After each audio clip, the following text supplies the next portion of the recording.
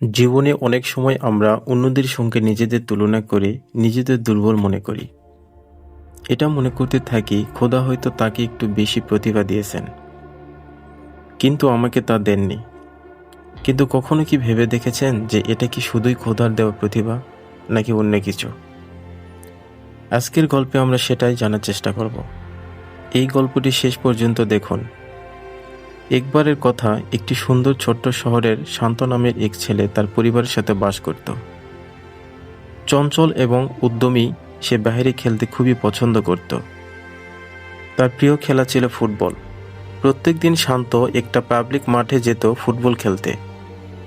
একদিন দুপুরে যখন শান্ত স্কুল থেকে বাড়ি এলো, সে তার সোফায় এসে বসল এবং গভীর চিন্তায় ডুবে গেল।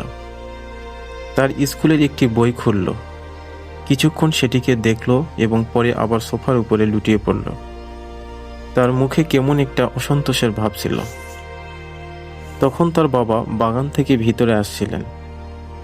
শান্তের এই অদ্ভুত আচরণ দেখে তিনি তার কাছে এসে বসলেন। তিনি খুব আদরের সাথে জিজ্ঞেস করলেন, কি হয়েছে বাবা? দুশ্চিন্তার কিছু হয়েছে নাকি? শান্ত বলল যে সে গণিতের পরীক্ষায় কম নম্বর পেয়েছে। কিন্তু আসল সমস্যা এটা ছিল না।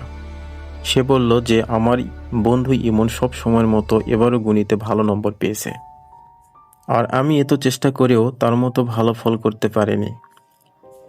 এই কথা শুনে শান্তর বাবা কিছুক্ষণ চুপ রইলেন। ছেলের দুঃখে তার মনটাও একটু ভারী হয়ে গেল।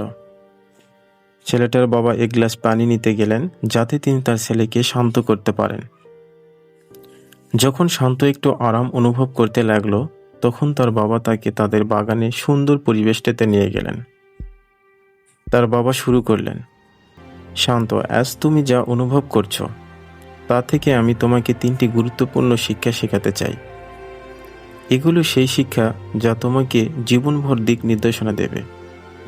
শান্ত তার বাবার প্রতি গভীর শ্রদ্ধা রাখত, কিন্তু সে একটু চিন্তিত ছিল এবং সেই একই সাথে কিছুটা উৎসাহিত ছিল। বাবা বলল, তুমি প্রতিটি শিক্ষা এক এক করে শিখবে এবং প্রতিটির জন্য আমি তোমাকে একটি চ্যালেঞ্জ দেব। একটু পর তিনি বললেন, প্রথম শিক্ষার জন্য আমি চাই যে তুমি কাল ইমনকে ফুটবল খেলতে আমন্ত্রণ জানাও। শান্ত মাথা নাড়ালো, কিন্তু ভাবতে লাগলো তার বাবা তাকে কি শেখাতে চান। পরের দিন সকালে ওয়েদারটা ছিল খুবই সুন্দর এবং শান্ত ওই স্কুলের জন্য উৎসাহিত হয়ে বেরিয়ে গেল। দুপুরে যখন স্কুল শেষ হলো, সেই ইমনকে ফুটবল খেলতে ডাকল। যেমনটি সাধারণত হয়, শান্ত প্রতিদিন ফুটবল খেলতো বলে ওই দিনও ফুটবল ম্যাচে অসাধারণ পারফর্ম করছিল। সে 3টি গোল করলো এবং তার দলকে জয়ী করল। আর ইমনের ফুটবলে তেমন বেশি অভিজ্ঞতা ছিল না, তবুও সে চেষ্টা করছিল, কিন্তু সে প্রায় বল মিস করছিল। তবু ওই দিন সবাই ফুটবল খেলা উপভোগ করল। পরে শান্ত তার বাবার সাথে দেখা করতে দৌড়ে বাগানে পৌঁছালো। বাবা, আমি আজ ইমনের সাথে ফুটবল খেলেছি। এখন আপনি আমাকে জলদি প্রথম শিক্ষাটা শেখান। তার বাবা হাসতে হাসতে জিজ্ঞেস করলেন, তোমার খেলা কেমন ছিল? শান্ত সবকিছু বিস্তারিত বলল। তার 3টি গোল করা থেকে শুরু করে ইমনের ফুটবলে কিছুই করতে না পারার কথা পর্যন্ত।